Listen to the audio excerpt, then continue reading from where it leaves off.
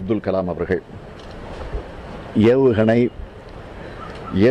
ஏவல் திட்டத்தில் ஒரு தனி முத்திரை பதித்தவர் அப்துல் கலாம் அவர்கள். கனவு காணுங்கள்,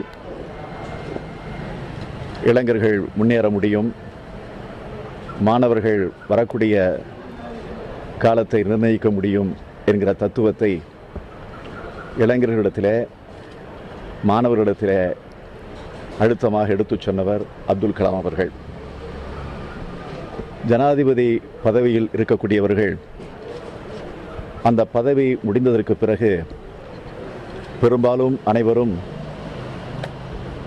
ஓய்வெடுத்துக் கொள்ளக்கூடிய சூழ்நிலையைத்தான் அமைத்துக் கொள்வார்கள்.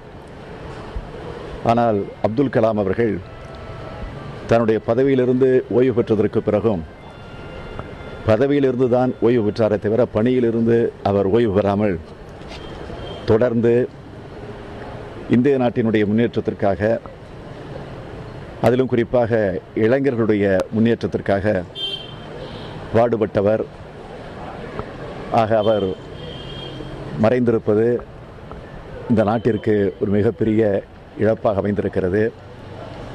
எனவே என்னுடைய சார்பில் நான் என்னுடைய ஆழ்ந்த இரங்கலை தெரிவித்துக் கொள்கிறேன்.